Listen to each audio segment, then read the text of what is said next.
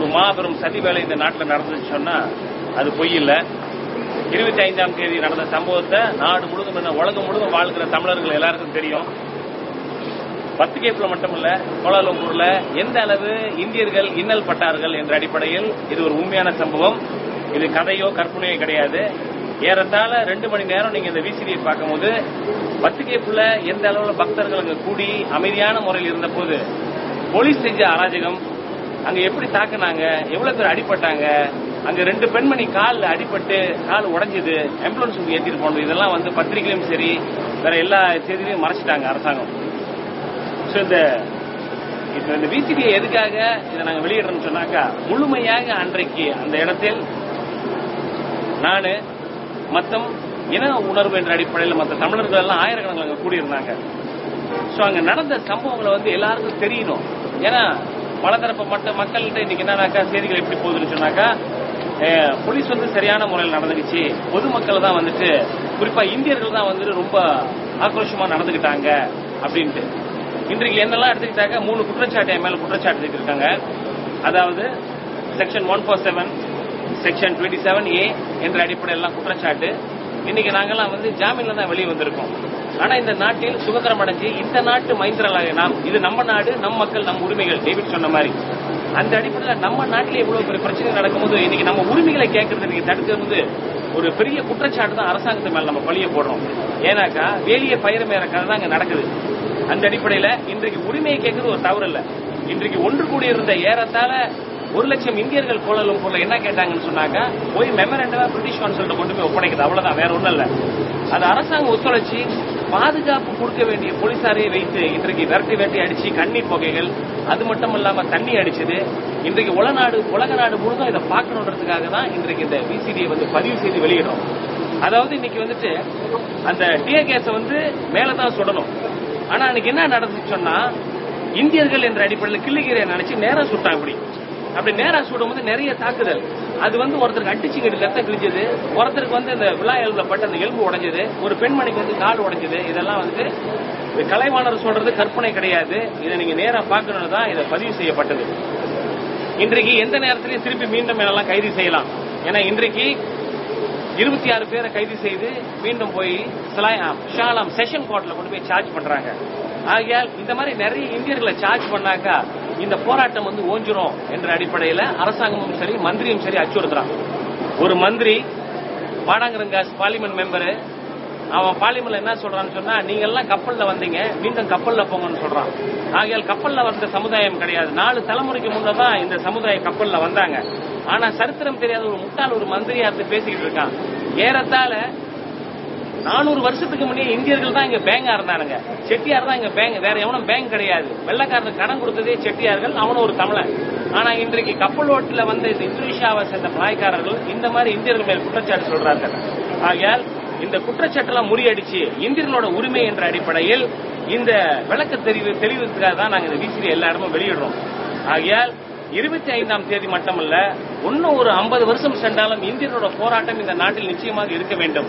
ஏன்னா இது உண்மைக்காக, நீதிக்காக, நியாயத்துக்காக போராடுறோம். இன்றைக்கு நம்ம போராடலன்னு சொன்னா இன்னைக்கு பிறக்கக்கூடிய குழந்தை இன்னும் ஒரு 20 வருஷத்துல வந்து குப்பு குட்டுற வேலை கூட இந்த நாட்டில் கிடைக்காது. ஆகையால் அன்பார்ந்த சகோதர சகோதரிகளே, இந்த நான் மீண்டும் சொல்றேன், கலைவாணர் சொல்றது கற்பனையோ கட்டுக்கதையோ கிடையாது. இந்த விசிடில நீங்க முழுமையா 10 எப்படியும் சரி, ஜலான் அம்பாங்கல கோலாலம்பூர்ல என்ன நடந்தது, போலீஸ் எப்படி தாக்குனாங்க, எவ்வளவு இந்தியர்களுக்கு இன்னல் ஏற்பட்டது எல்லாம் இதுல நீங்க பார்க்கலாம். ஆகையால் நீங்க தொடர்பு கொள்ள வேண்டிய நம்பர் கீழே வரும், நீங்க தொடர்பு கொள்ளலாம். மேல் விவரங்கள் நீங்க நேரடியாக கண்டுக்கலாம். நன்றி.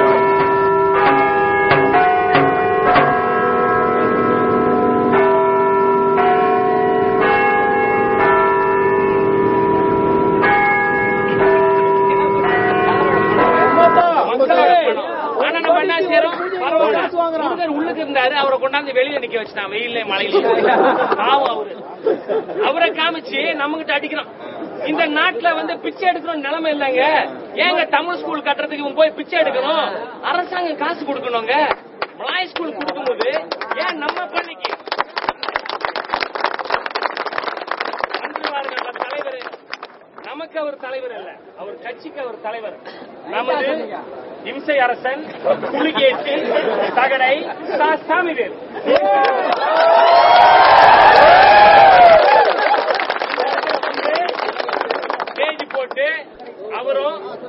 வந்து குறையா சொல்லல, மரியாதையோட தான் சொன்னேன், எதுவும் சொல்ல கிடையாது. ஏன்னா எதுல ரோசம் வருதோ இல்லையோ அவரை சொல்லிட்டா ரோசம் வந்துருது. இதுக்கெல்லாம் நம்ம ஒண்ணும் இல்ல, அவரு குறையா சொல்லலையே, டைட்டில் தானே கொடுத்துருக்கோம். தத்துவஸ்ரீன்னு கொடுக்கும்போது இதை கொடுத்தாருன்னா இம்சை அரசன், புலிகேசி, தகடை சா சாமிவேல், அவர் என்ன இங்க வந்து தைப்பூசத்துக்கு இங்க ஒருத்தர் இருக்கிறாரு, இவரு கூட சேர்ந்துக்கிட்டு பிச்சை எடுப்பாரு. எதுக்கு? தமிழ் ஸ்கூலுக்கு போடுங்க போடுங்க போடுங்க போடுங்கன்னு 24 வருஷமா இருந்து என்னடா இந்தியருக்கு செஞ்சிருக்காருன்னு சொன்னா எதுவுமே கிடையாது. இவர் 24 வருஷம் வந்து 65 விழுக்காடு இந்தியர்களை கொண்டு போய் சிம்பாருங்க வச்சிருக்காரு. இவர் 24 வருஷம் வந்து 132 பள்ளிக்கூடத்தை மூடிட்டாரு. ஒரு பள்ளிக்கூடம் மூடுதுன்னு சொன்னா நம்ம ஏற்றுக்கொள்றோம். இது எஸ்டேட், இன்னைக்கு எஸ்டேட்ல ஆள் இல்ல, தமிழ் பள்ளிக்கூடம் இருக்குது, சரி மூடுறோம், ஓகே லாஜிக். அந்த லைசன்ஸ் எடுத்து எங்க தமிழ் அதிகமா இருக்கிறானோ அந்த இடத்துல ரினியூ பண்ணி திறந்து கூட, அதுதான் நாங்க கேட்கிறோம். ஆனா அது செய்ய மாட்டாங்க. மலேசியாவிலே என்ன மாதிரி அழகா உடுத்துறவன் கிடையாது. என்னோட பட்டன் என்ன தெரியுமா, என்ன வேலை தெரியுமா? ஒரு பட்டன் 800 வெள்ளி. என்ன பார்த்துதான் இந்த கேபினெட்ல உள்ளவனே உடுத்துறானுங்க. என் சப்பாத்து என்ன வேலை தெரியுமா? என்கிட்ட யாராவது மோத முடியுமா? குத்திடுவேன், கிழிச்சிருவேன்றாரு. ஆனா அடி மேல அடி அடிச்சு அம்மி ஒரு டங்குடான கிழிச்சி போச்சு.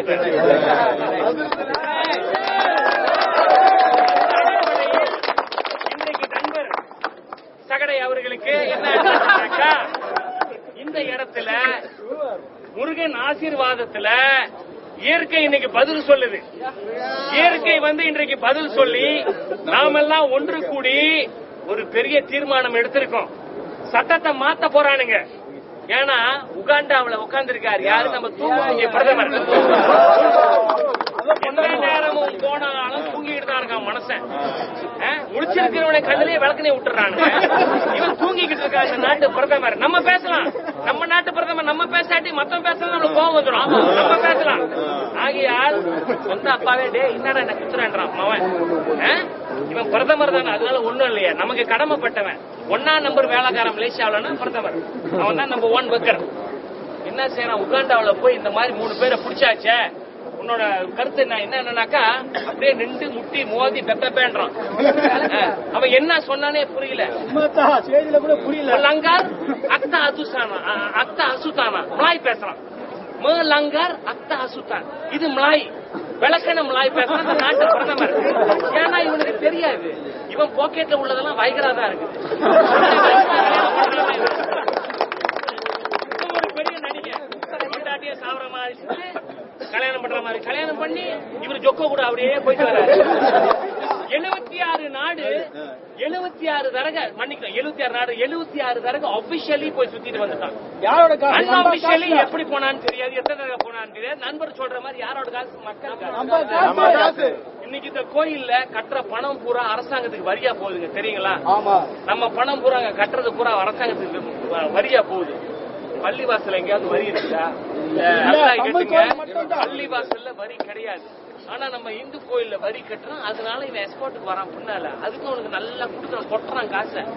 தைப்பூசத்துல நான் சொல்ற உண்மையா போய் நீங்க பாருங்க, ரதத்துக்கு முன்னுக்கு அப்பன மோனம் வருவானுங்க பாருங்க, என்ன எப்படி இருக்கும் அந்த கதை.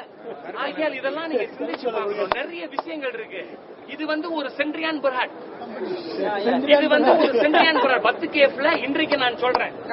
இதுல வந்து நீங்க யாரும் போய் மெம்பரா சேர முடியாது. இவனுங்களே தான் இருக்கணும், இவனுங்களே தான் திரும்பணும், அணை மாதிரி லபக்கு லபக்குன்னு சாப்பிடக்கூடாது.